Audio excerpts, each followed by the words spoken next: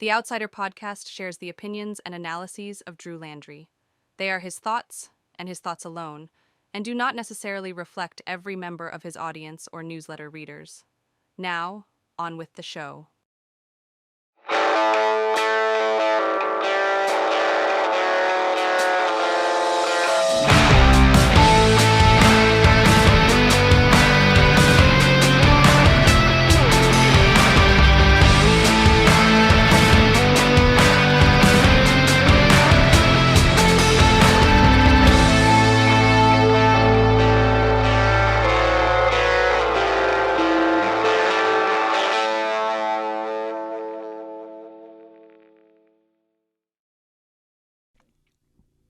Welcome in to another episode of the Outsider Podcast. I'm your host, as always, Drew Landry.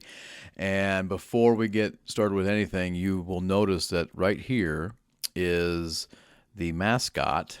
This is a very beautiful guest in Winnie, one of my wife's and I cats that we have in the home. And she just likes to make her presence known whenever she wants to make it known. There's not a whole lot I can really do.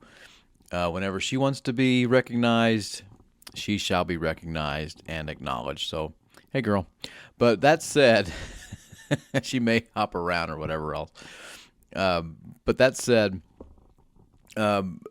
please subscribe to The Outsider on Substack, The Outsider newsletter on Substack, to The Outsider podcast on Spotify and on Apple iTunes. Go ahead and like us and follow us there on Facebook. Go ahead and like and follow, or just throw me a follow there on X, which is The Outsider. You can also follow me on X. You can follow me on Blue Sky and on Threads. And always like and follow The Outsider on YouTube. You can hit that subscription bell, that notifications bell, to where you never miss any new content that will be produced. That said, in today's episode, I get into the special elections race that happened here in Texas, out in Tarrant County. And also, there's another... before I get into that, there's another cat behind me. He's, you may see him too. That's Moose. Moose is a big guy. But that said, get into the special election out there in Senate District 9 and talk about what that could possibly mean, what it may mean, what it probably won't mean. A lot of that, we'll dive into that. Get into the unprecedented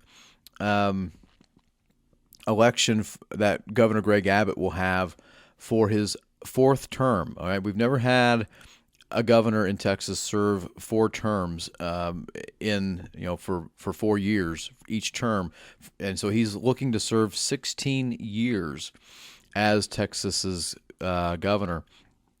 And talk about a really weird alliance that happened out of Harris County in Houston, where labor unions, which was at one time a big supporter of Democrats, decided to endorse Greg Abbott, and what that means for the race going forward, and what that means for the relationship that organized labor will have for Republicans and for Democrats.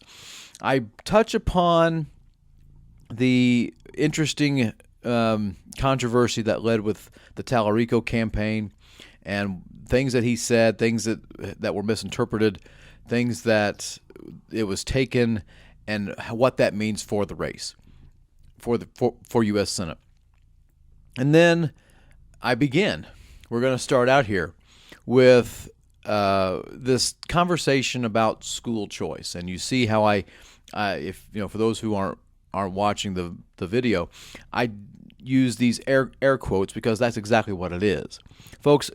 For those of you who know, and those who may not, I have a column that gets conversation that I write in for the Lubbock Avalanche Journal, and sometimes it appears in the Amarillo Globe News, and there's some things that I've written that have gone to the Dallas Morning News. And this has a lot to do with public education. and it has a lot to do with the conversation that's had surrounding public education and the ideas of alternatives. What I want to say about this is something that I've written for the last 4 or 5 years. I don't know if there's another topic, maybe Ken Paxton, but I don't know if there's any other topic that I've written more about than public education. This is a topic that I'm very passionate about. It's a topic that I arduously support and unequivocally support. And it always has my backing. But this whole conversation about school choice, folks, this is nothing new. Folks, we have been hearing about this whole school choice thing, and this whole quote-unquote school choice for like 40 years, if not longer. I mean, Milton Friedman talked about vouchers in an essay he wrote in the 1950s, and that's where a lot of people have decided that that's where a lot of this derives. And it starts with that, and then it gets into this into the Reagan years, and the verbiage of it, the way that it's framed, is really key, because the way that it's framed is very clever. All right, it's not telling the truth, as rhetoric is not always meant to do that, but it's clever. And so when we talk about clever rhetoric, school choice falls right into that. So let's understand what the rhetoric is. The rhetoric means that people are trapped, that families and students are all trapped in this terrible zip code system that dictates to what school to which you go. And there's no way to get out of it. You just have to go to that school. Whether it's a good school, whether it's a failing school, whether it's any of these schools, you have to go to that school. And the only way that can ever be resolved is if the government allows parents to choose which school best fits their child's needs. Maybe it's another public school, maybe it's a private school, maybe it's a private school that is religious based, maybe it's a school that's in a trade program or in a vocational program. Whatever that is, the parents will have the choice for their child. I'm just going to make mention of this. That choice already exists. And how do I know that those changes exist? I know those changes exist because they've always existed. I mean, that sounds really redundant. I realize that, but when you understand that you've never been trapped, when you finally realize that you've always been able to choose what school that you wanted your child to attend, things get a lot easier. Now, I'm acutely aware of the debate that's been going on here, and I've been writing about this for some time. It's not anything new. But, the rhetoric here about how you're trapped and how the government needs to give you choices and so on and so on and so on. Let's understand, when they talk about the government wanting to give you choices, what they're really saying in code speak, all right, they're just being crafty about it here, is that they want the government to pay for it. I mean, if you choose to go to a private school, they want the government to take taxpayer money, give it to a family, and just say, "Go on, blessed little child. Go on, you make your own choices." And that's what and they're not school choice. Let's just be clear. I've argued that that's a really bad way to describe all this. They're school voucher systems. There's different programs within a school voucher system. That's all that it is. And those who argue, well, it's not a voucher, it's an actual thing, you're missing the point. And you've always missed the point because you like missing the point. The point that I'm making here is that they want the government to fund the choices that these parents make. They do. I'm not saying anything that hasn't already been said here. I mean, it's pretty obvious that when you look at what those in the conservative movement have wanted with our tax dollars is that they'll say, well, just getting our money back is all we're doing. And we're just using it. That's not entirely it. You are not getting your own money back. You're getting my tax dollars to cut me. I pay taxes. I pay a lot of taxes. You could say I'm overtaxed. I guess if I get a refund, might be the case. But I think what's interesting about all this is that it's the same rhetoric every single time. And even whenever I've addressed it head on, and I mean completely head on, they talk around me. These advocates in favor of this, they just simply talk around me. I address every single point that they bring out, that it's a choice. You've always had a choice. No one has told you can't go to a particular school. No one said you cannot go to a private school. No one has ever told you that. Well, Drew, it's not really a choice. I'm still paying a property tax. Yes, because that's not all that the property tax goes to. Property taxes go to other things. They fund the city, they fund county, they fund a lot of things. It's not just doesn't simply go to the school. A lot of it does, but it just doesn't simply go there. So yes, you're paying a property tax. What the heck you thinking? Well, I didn't think you were in favor of monopolies. There isn't a monopoly. There isn't. Well, I still want a choice. You've always had a choice. You have actively chosen the public school route. Now, look, let's talk about quality of education.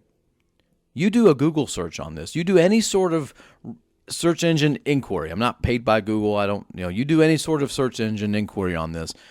You can even ask Copilot. You can ask ChatGPT. You can ask any AI, which should be used as a smart search anyway.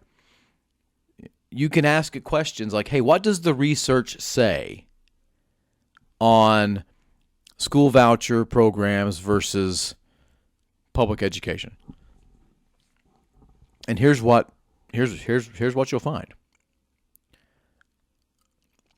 I don't think those school voucher advocates are going to like it, but too bad. Student achievement is moderately better. Not wildly better, not so crazily better, but mildly better. Mildly better. Moderately better. Modestly better than what's in a public school. And that, in that case, when it's moderately better, when it's at best modest, is when it's super exclusive. Is when you have very strong guardrails as to who can be in the voucher system. That's whenever you see a little bit better of student achievement on math and reading and science. Minimal. And yet you have these advocates who say, you gotta fund it more. For what? For what purpose? Well, you gotta have choices. Malarkey. That's a bunch of malarkey. It always has been. So then you look at the quality of education. You can ask the ChatGPT any AI this. Based on the moderate and exclusive results that come from school voucher programs, is the quality of education better in private schools than in public schools? The answer to that question is no, it isn't. I'm actually telling you what to search. I'm having this debate. I'm giving you the debate right here. And the answer is a resounding no. It is not. There is no difference in quality of education. People think that, well, if it's a private school, well, it's private school. Private school. Private school.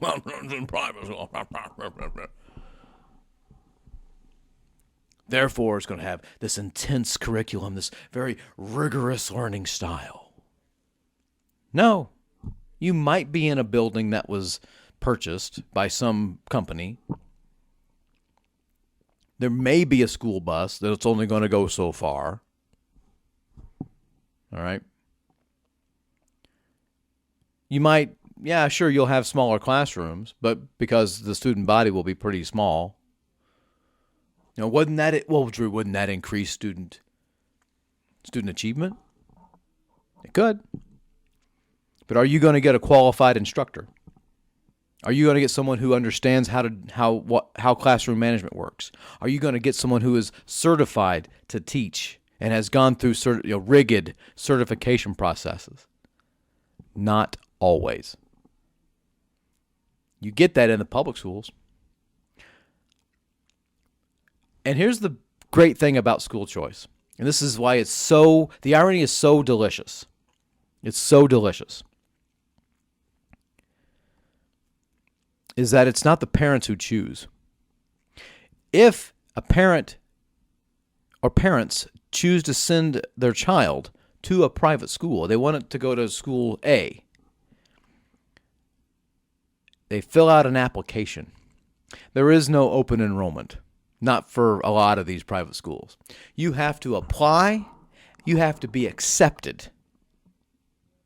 They can reject you.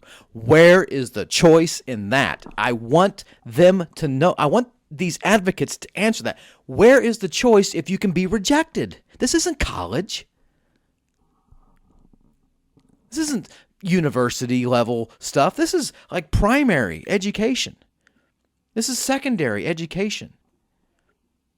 Where if you apply, you can be rejected for whatever reason possible.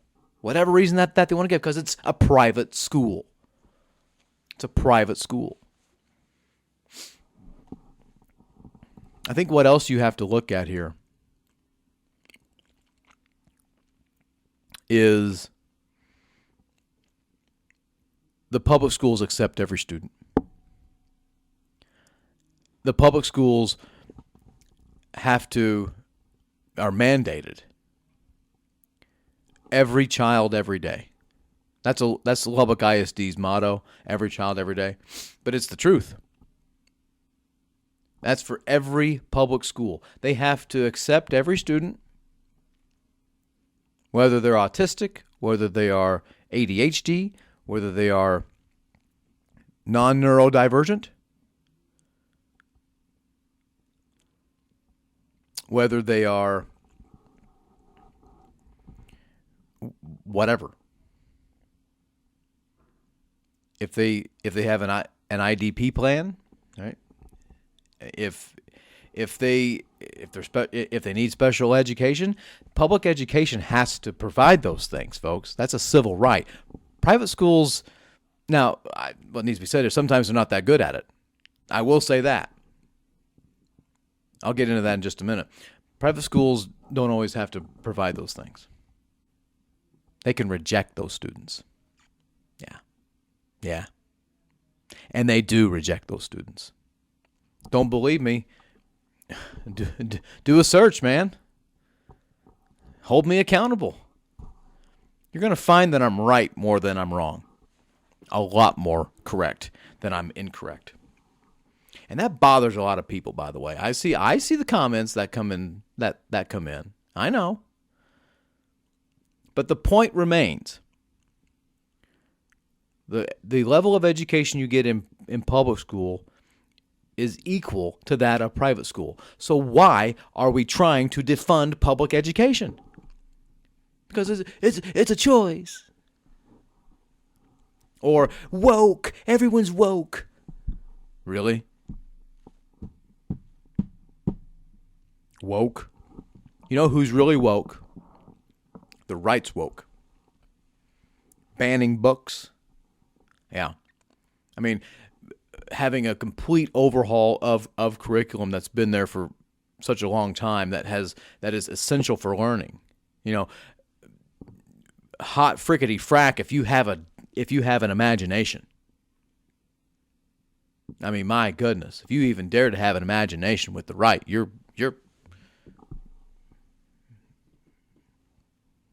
banished. You're shunned. Imagination, whatever. Creativity needs to be pushed. Teachers have to push that. And this is one of the things I've always said, and I always believe this. Teachers do God's work every day. Truly.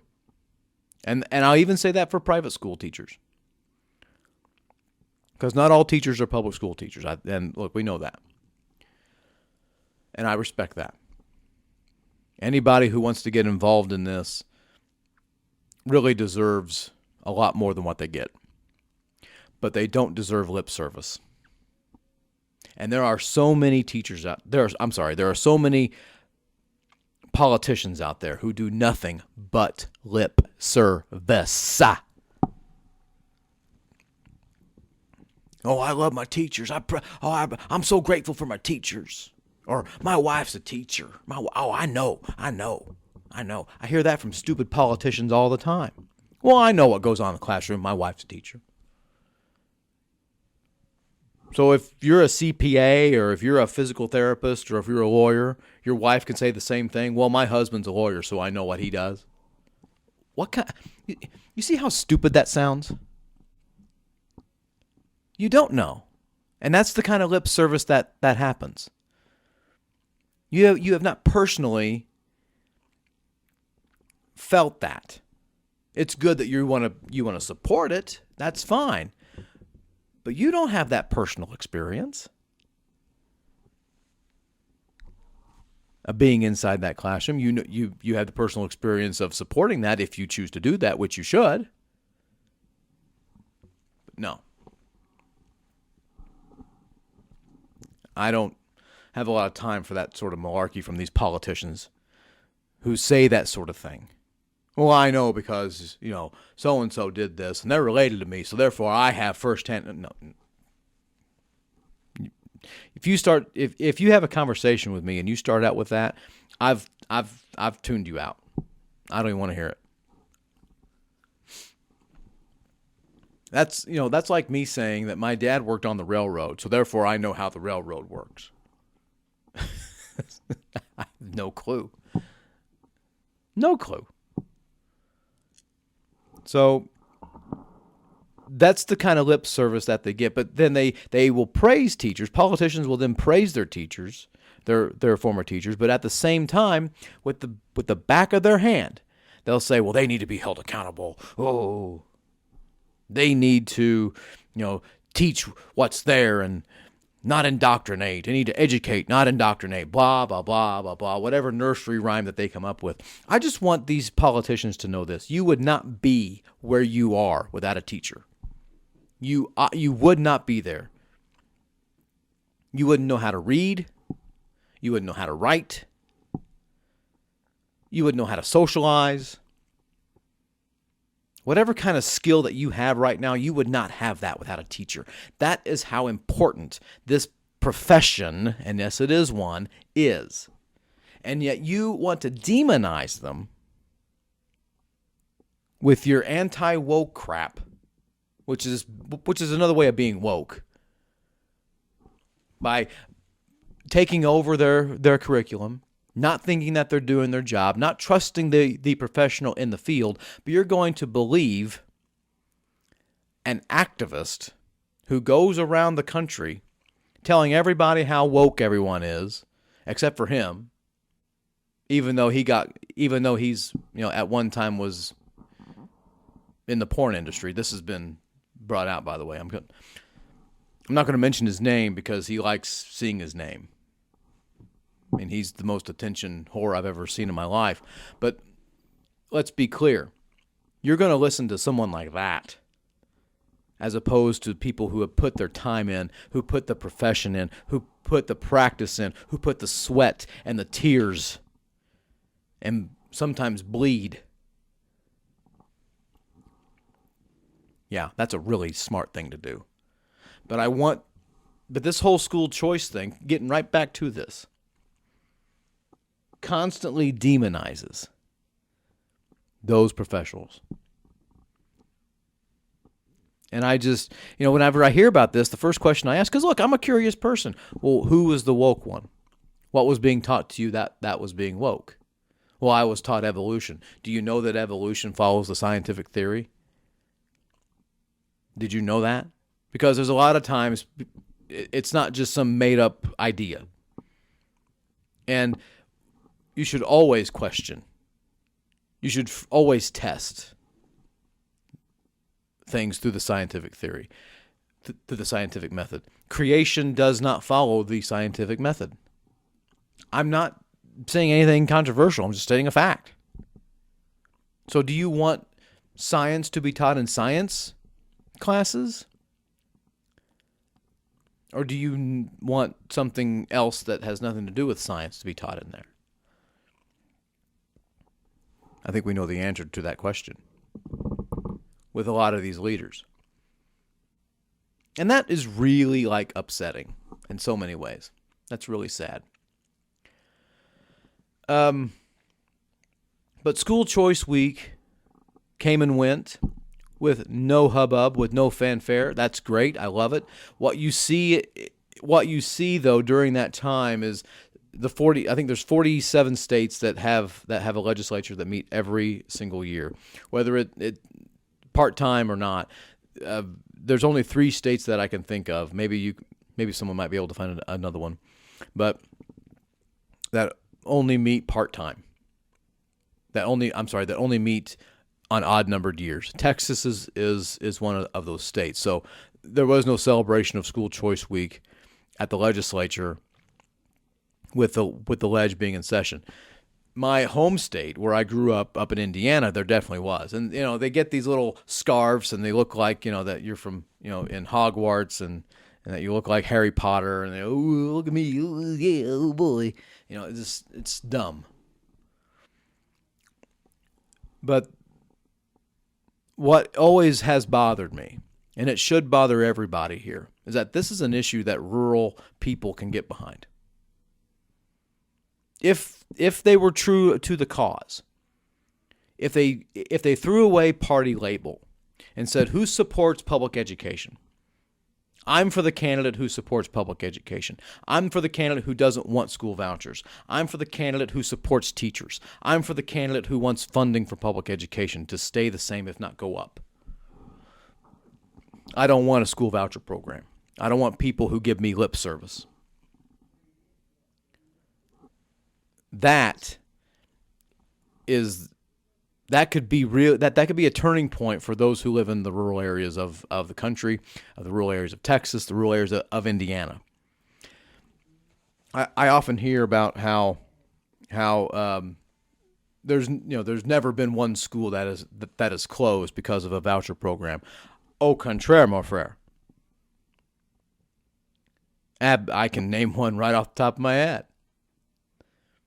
You do a Google search for Union Duggar. Union Duggar, Indiana closes. You can also see how North Central High School has had its school district has had to completely restructure itself because of the school voucher program. You can see it. So, and there's a whole host of others. This is not something that is made up.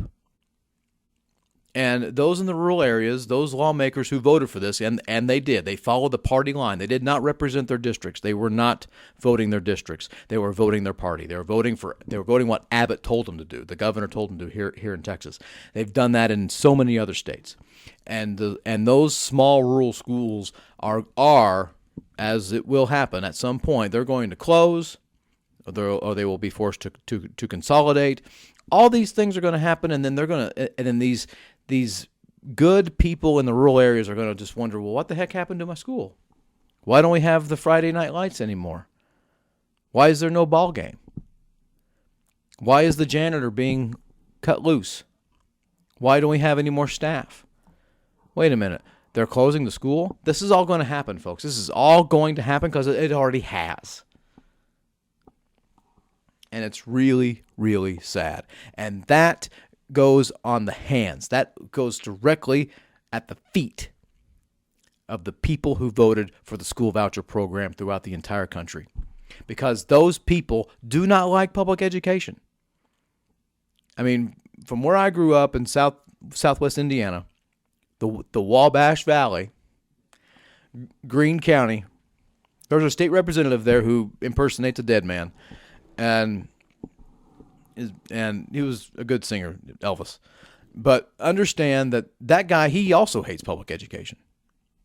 I know he does, and it's for a personal reason, and I know what that personal reason is. He doesn't acknowledge that. He doesn't talk about that. The way he debates and the way he talks is as if we're at the Constitutional Convention in 1787. Well, government shouldn't do da-da-da-da. Government should do da-da-da-da-da. In these broad, abstract things. He doesn't want to talk about his pathetic record on public education for teachers, for retired teachers, for all the awful things that he has caused for that state, and yet he's not held accountable for it. It's ridiculous. He does have another... that guy who I'm talking about, I'm not going to mention his name because, again, he's another one of these attention whore people. All right? He has a primary opponent. That's good, but they also need a general election opponent. I mean, what on earth are you going to do if you don't hold these people accountable? Look, I know what it's like to run for office and get your butt kicked. I know what all that's about. But I wasn't going to let anybody not talk about my issue. It was going to be discussed. And I made sure that it was discussed. Nobody. And look, I'm not trying to puff myself up here, but I'm also being honest. Nobody in this area who's ran for office in the last 3 or 4 elections talked about public education, its professionals and its retired professionals, and its need for future professionals the way I did and the way that I do. Nobody does. And I got to tell you, it's frustrating. But that's the risk that you take. That's just the way that it is.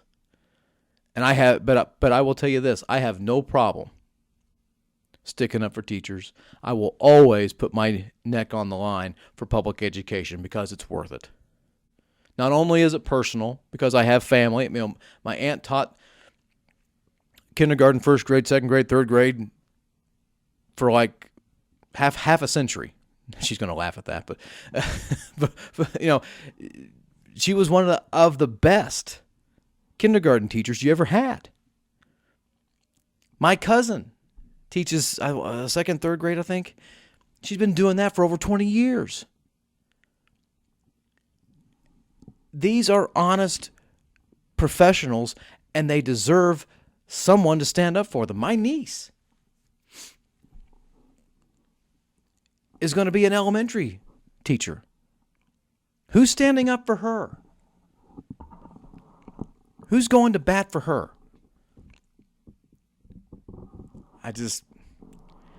Somebody has to. But for me, this has always been an issue that I've always felt could really bring people together, that supporting public education should not be a partisan issue. But I want you to know it's turned into one. And there's only one side that's the right side on this. That's the correct side. And it's not the conservative movement. It's not the political right. They want to destroy public education. They don't want to help it. And these voucher programs are exactly going to do that. This is only going to change when voters change. That's clear cut. It's only going to change when voters wake up and realize that the party that you have been supporting for a long time no longer supports you and views you as the enemy. when they say these woke ideologues, when they're in their legislative chambers jumping up and down about making sure you read How to Kill a Mockingbird, or that you read Lonesome Dove, or you have the opportunity to read Goosebumps. I want to be clear. They're going to say all that stuff is woke. And when they do that, that's code speak about how much they don't like teachers. They can, on National Teacher Week in the first week of May, they can jump up and down and say, oh, we love you teachers so much. You do so much. Oh, we do so much. Actions speak louder than words. I want to make that very clear. And their actions for those on the political right on the issue of public education has been awful. Terrible. And I'm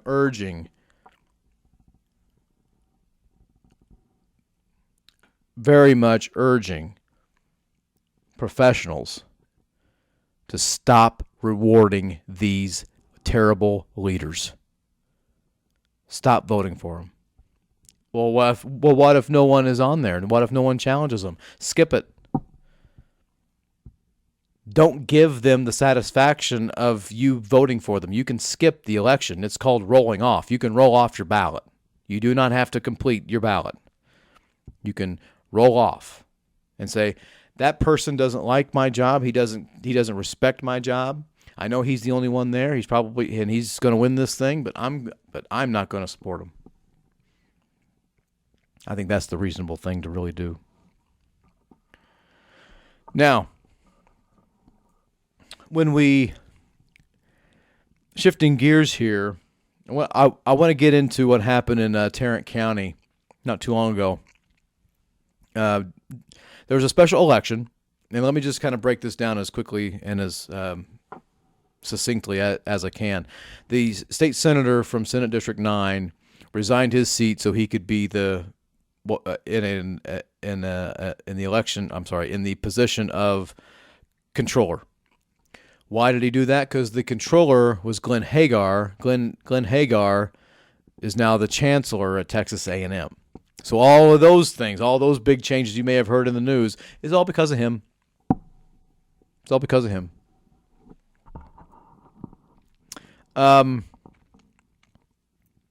Now, there had to be a special election. The governor, and according to the Texas Constitution, the governor sets the date for all special elections. And, it was about 118,000 people voted in that special election for Senate District. Let me see. I have that number here. I wrote it down. Yeah, 118,912 people voted in that November special election. There were 2 Republicans who ran, and there was 1 Democrat. The Republicans combined got 62,347 votes. The Democrat himself got 56,565. Now, the way this happens in Texas is, you don't have to. There's no primary for a special election. You can have 6 Democrats run for something. You can have 6 Republicans run. It doesn't matter. There's no limit on that. But there were 3 candidates, 2 Republicans and 1 Democrat. In order to win the special election, you have to get a majority of the vote. Here's how that went down. Let me see. The Democrat got 56,565. One of the Republicans who came in second place got 42,000 votes, a little more than that. And the other one, the other Republican got about 10,000 votes, 11,000 votes, something along those lines. And so the top 2, if there's no majority, the top 2 vote getters kind of go on to the next round. It's kind of a weird way of saying it, but they face each other and they challenge each other in a runoff. That runoff was held on January 31st. Again, the governor gets to set that. He could have waited until like May or until I don't know, September. But we in Texas we have a March primary, so I think he wanted to have that position sold so that people could file for the primary and so on and so on. So I get it. It's a bit of logistics there, so that people could know, who's running for what, and that's all fine and good. Now, in that runoff that happened on January 31st, 2026, 94,880 people voted in that election. 54,280 voted for the Democrat, 40,600 voted for the Republican.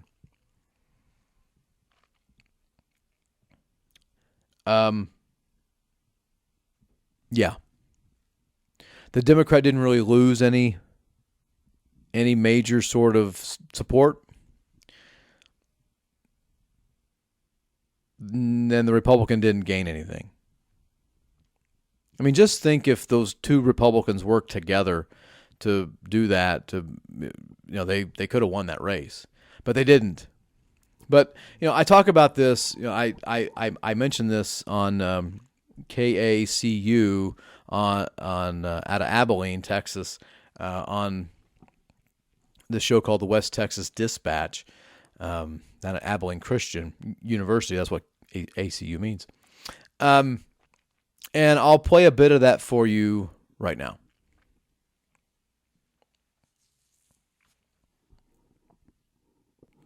So there you had me, there I was talking about this race. And I think what's interesting about this is the question of whether or not it's a bellwether. I'm not going to be able to really answer that until maybe late August, early September. Things can change, folks. And I said that in the interview. It's quite clear. Things can change. And there's nothing wrong with that. That's actually good when things change, because conditions may change. Maybe things get worse. Maybe things get better. But I'll tell you this. What happens in January doesn't always dictate what happens in November. That needs to be clear. I mean, here we are. I'm doing this in early February. And the election isn't for another 9 months. So, what can I tell you? I know there'll be an election day. People making a big deal about whether the president is going to accept those results, whether or not there'll be some massive investigation, because they're planning on this being, of the president having the midterm blues, not doing well, losing seats. I mean, Republicans only have a 2-seat majority. I mean, they're going to have another special election for something here pretty soon. I mean, there's going to be one for Marjorie Taylor Greene's seat. There'll be another one for that gentleman who passed away out in California. He was another Republican. So they're only going to have maybe a 2 to 3 seat majority. And I don't care what the gerrymandering that was done. It's not going to be a wash. I mean, let's just be clear here. Things stay if they stay the way that they are now. That you have food insecurity with inflation prices.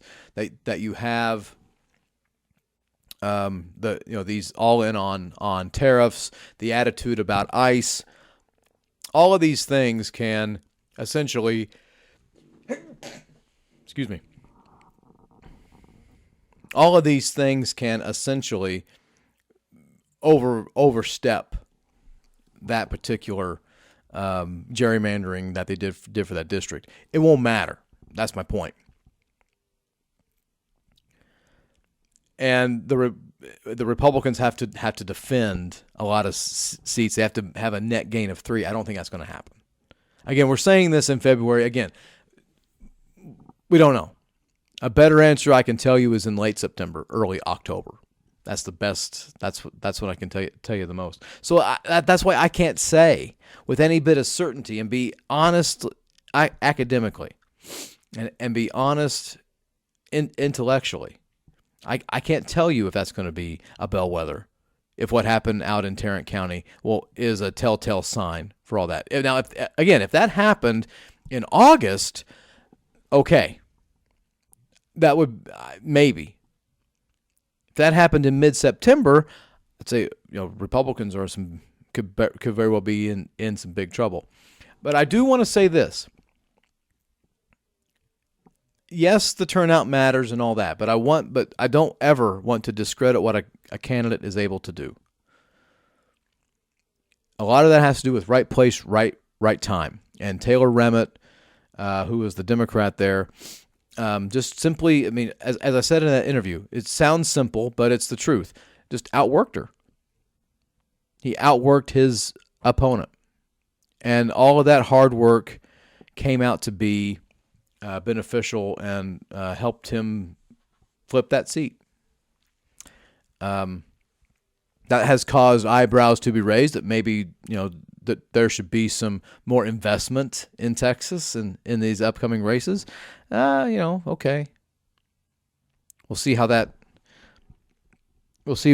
actually turns out. But I wanted to just say a quick word about that race because it is important, but it's not necessarily the end all be all where we are at this moment now.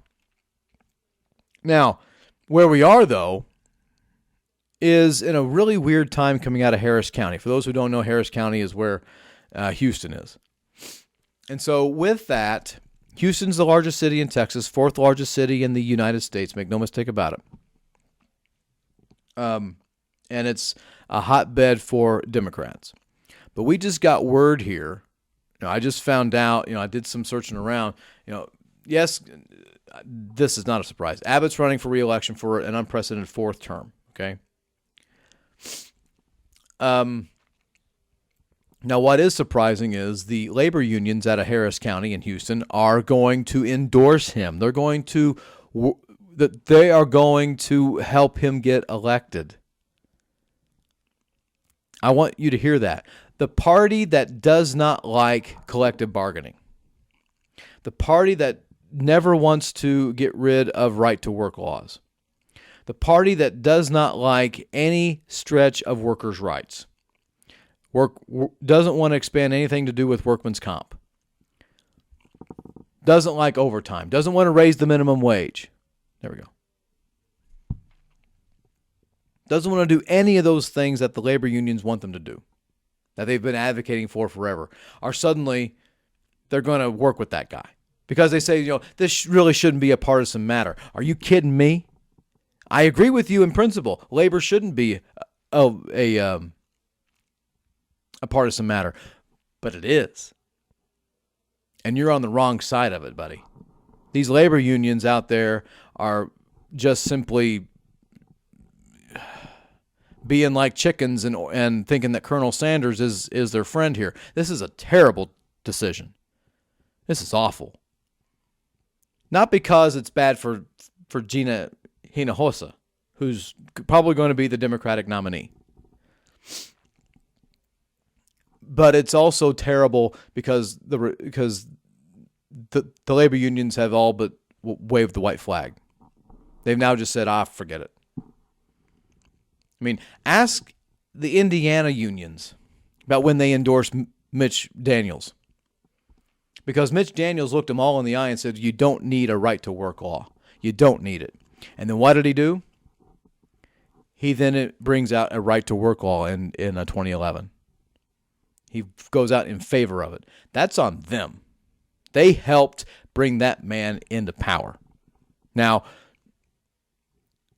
Mitch Daniels is now often thought of as being much different than the Republicans are today, even though that was 15 years ago. Things have changed. But it needs to be said that whenever you start going up against your own interests and you start empowering those who are great soothsayers, you're not going on action. So this is a bad deal. The unions don't care. They will care. They will care. If they get this guy elected for a fourth term, they'll care then. They most definitely will. All right. Last thing I want to touch upon here. This has been a jam-packed episode. I spent most of it talking about school vouchers, and again, that's one thing I don't need any preparation. I can just talk to you about for. I could have got another 30 minutes on that. But I want to give a little bit of an input as to what's happened with this U.S. Senate race. So here's what happened. This is the most juvenile thing I've ever heard in my life. And I hear a lot of juvenile things because I also follow the Texas legislature. That's pretty juvenile too. So here's what happened. Apparently, an influencer visited and had a private conversation with State Representative James Tallarico. James Tallarico is running for U.S. Senate, wanting to be the Democratic nominee for U.S. Senate. Feels that his race is that his campaign is the best one to defeat the Republican nominee, which will probably be Ken Paxton. I'm saying that in February. We'll see. They think that he can beat Ken Paxton. Okay. So this influencer, and I'm not going to say her name either, apparently had a private conversation with State Representative Tallarico, where they were talking about the campaign and talking about the election and all this, and I don't know how this came up. It's never explained how this came up. But Tallarico apparently told this influencer, this media personality, this TikToker, whatever the heck they're called on there, that he planned on running against a mediocre black man, meaning Colin Allred, as opposed to a dynamic, charismatic, intelligent black woman, meaning Congresswoman Jasmine Crockett. And she claims that she was uncomfortable by hearing that. This influencer is also of a color, by the way. She is uncomfortable hearing this, and she kind of laughed, but then she just spilled the beans.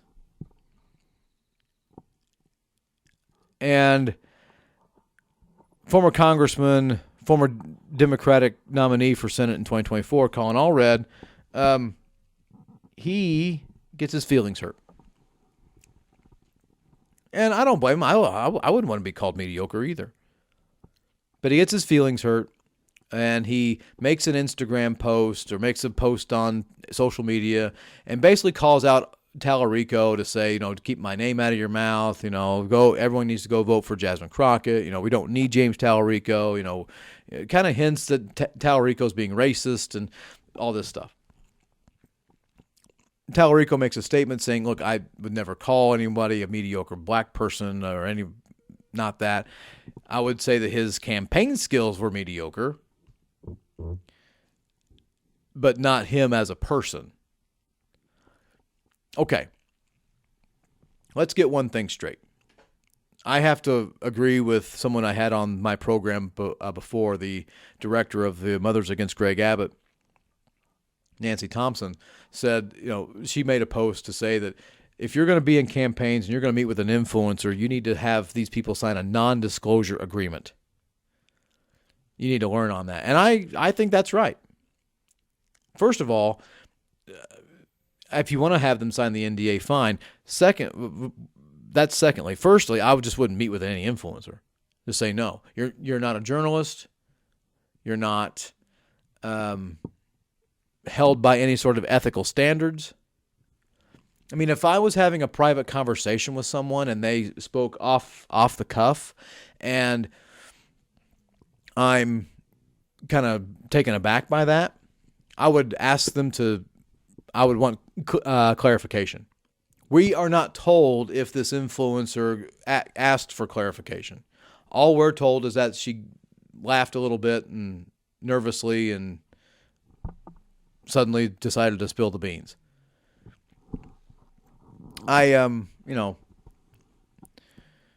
be clear here. I mean, you got to have some sort of a standard. And so if that was me, it would just be a private conversation. I've had a lot of private conversations with elected people. I know what is said. They're not always great. But I want one thing to be clear. Private conversations are private conversations. If you're uncomfortable with what's said in private conversations, then don't have them. This is a real easy fix. But I think the idea here to have a non-disclosure agreement is a pretty good one. And that really sucks because it shouldn't be that way. Secondly, what's at fault here is that little Colin, former Congressman Allred, got his feelings hurt. How dare he say that I'm mediocre? Well, first of all, he said that you're a mediocre campaigner. That's what was being said here. Look, I have said things in a way that other people have taken in a whole different manner. I know what that's like. I get that. I also get being told something that is meant to be one way, and you hear it another way. What I've done is I've asked, hey, what do you mean by that?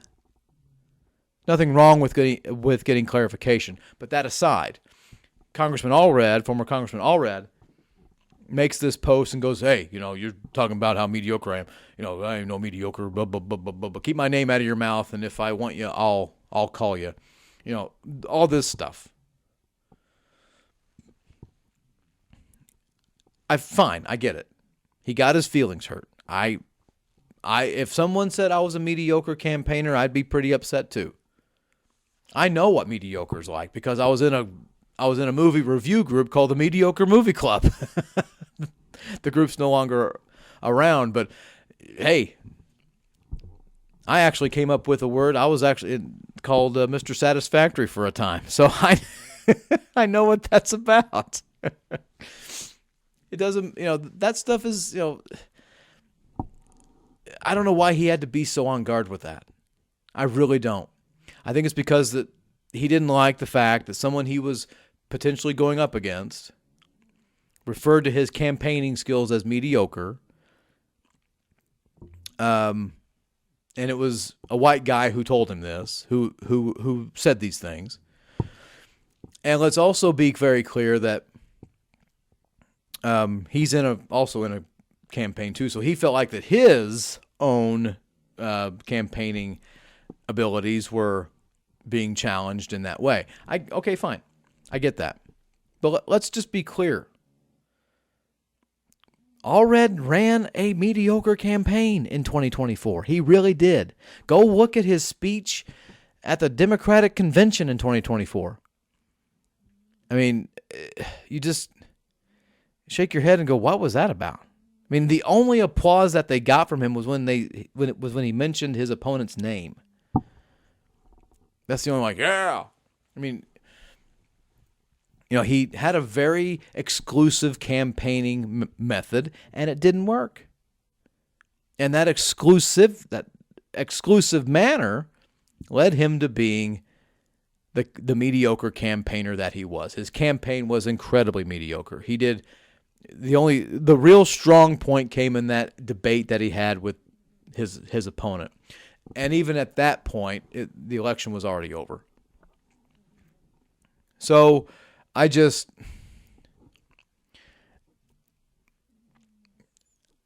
what upsets me is that he felt like he had to get involved in this. Congressman, you got your own campaign to worry about. How about you focus on that?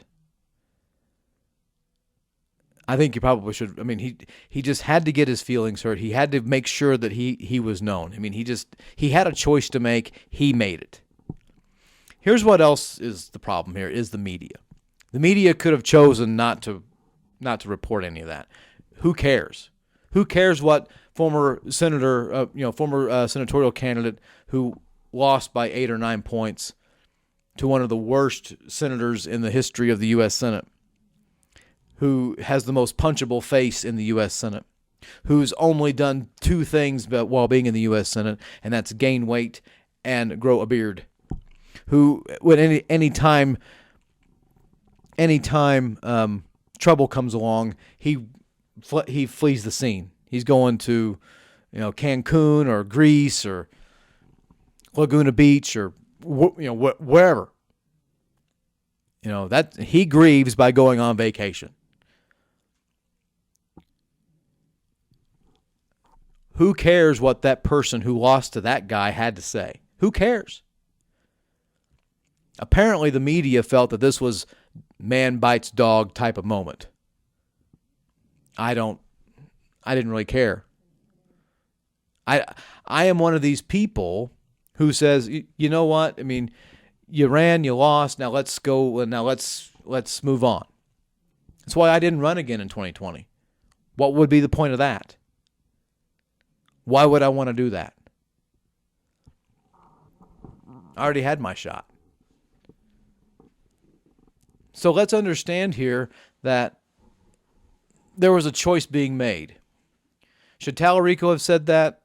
I don't know. Probably not. He probably shouldn't have said that. Should this person clarified what was meant? Yes. Should the influencer have realized that private conversations are meant to be private? Yes. Are people making more of an issue than what it really should be? Yes. But let's be very honest about this. It's only a thing because the former congressman who's running to be back in Congress cares about this. He was called mediocre in his campaigning skills. He didn't like it, so he whined about it. And now the media decided that this was a big story. Oh, big story. It's stupid. Democrats aren't getting along. That happens. That's a normal Thursday, folks. That's a normal Wednesday. And in Texas, they're the party out of power. So who cares if they're not getting along? Who gives a flying flip? Gossip columnists do. You know, they got to give some sort of dirt. Got to get some sort of dirt to your dirt rag readers. It's stupid. Perpetuating the ongoing problem that Democrats can't get their stuff together. That no matter how competitive that a primary can be for the Democrats, they will find a way to make it nasty. And that's what's happened here. Then the media has perpetuated it. Now, I would also need to say this. This is also very stupid on every level. This isn't just middle school and high school. This is like so dumb on every level.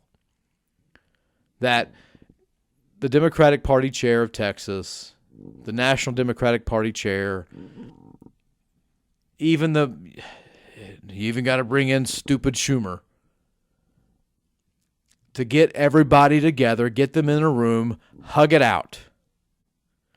You have a press conference afterwards. You say everything's fine. Whatever you all were saying earlier no longer exists. We're all fine. And then you just move on. But until that happens, the Democrats are pissing this away. Because there's a recent poll that has Wesley Hunt, congressman out of Houston, the Attorney General Ken Paxton, and sitting Senator John Cornyn in a very tight three-way race. And it's unclear if Cornyn is even going to be part of this runoff problem, this runoff race. It could very well be Ken Paxton and Wesley Hunt. I'm fairly certain Ken Paxton is going to be in this runoff. The question is, will John Cornyn? And the Democrats want Ken Paxton to be the nominee. And when you're doing stupid stuff like this, when you're bumbling around and you can't find your keys to the Wagoneer, this is what you get. This is so dumb. This is so stupid. Let me tell you how I really feel. All right, folks. Well, that's all from me today. I appreciate you being part of this community. Appreciate you. Please, again, go like me on Facebook. Go like the Outsider podcast and newsletter on Facebook. Go follow it on Facebook. Go like and follow. Well, follow on X. You can follow me on Threads. You can follow me on Blue Sky. You can follow me on X too. And also go subscribe to the Outsider podcast on on Spotify, Apple Podcasts, and also on YouTube. And when you do that on YouTube, hit that notifications bell so that you never miss new content. Folks, thank you so much for joining me, and have a good rest of your night. And have a good rest of your week.